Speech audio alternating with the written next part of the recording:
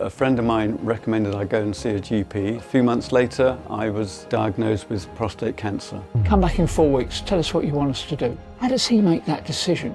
This support is based mainly on banter, I think. I was expecting a room full of wet, whinging old men. Nothing could be further from the truth.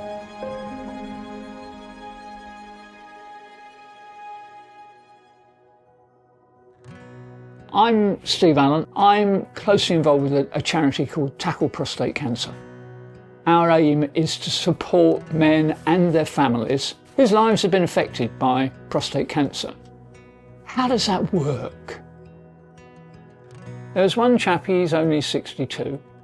He went into his appointment absolutely convinced that he was going to come out with good news. He'd got no symptoms of urological problems. He comes out absolutely devastated. He's been told he's got cancer. Here's all this leaflets, information. Come back in 4 weeks, tell us what you want us to do. How does he make that decision? My name's Chris. I'm a member of the Reading Men's Shed at the Silvers Workshop.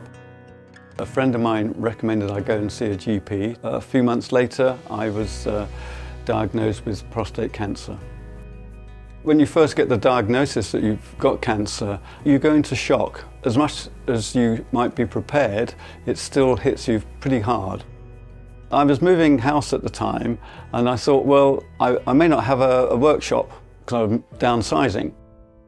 This filled that gap and it's just been wonderful ever since.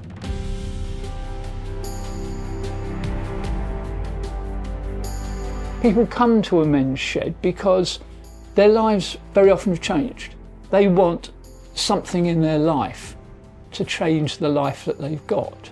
And it may just be doing something practical.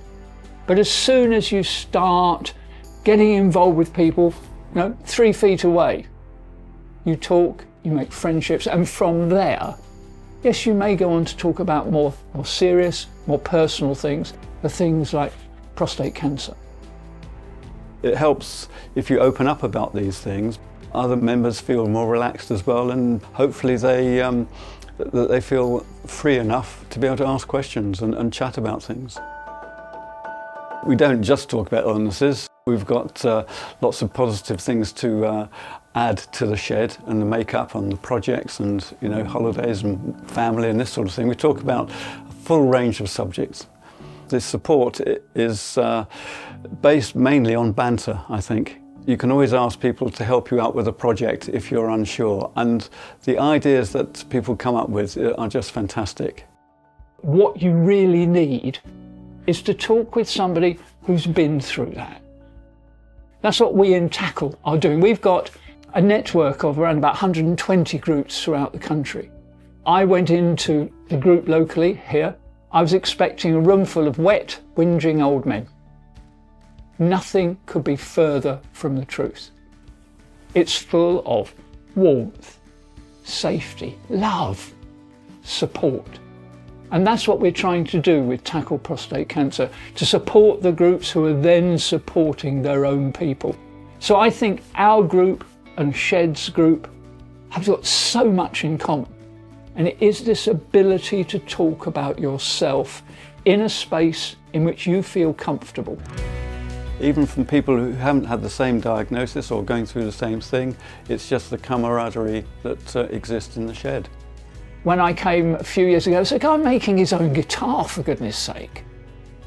Those are the sort of things which bring meaning, and they bring your life back to almost a degree of normality, if life can ever be normal after you've had that big word cancer. So I think there's a lot we can do together. If you're sitting at home wondering what to do, but you've heard of a shed, go along and see what it can offer you. And I think it can offer a lot.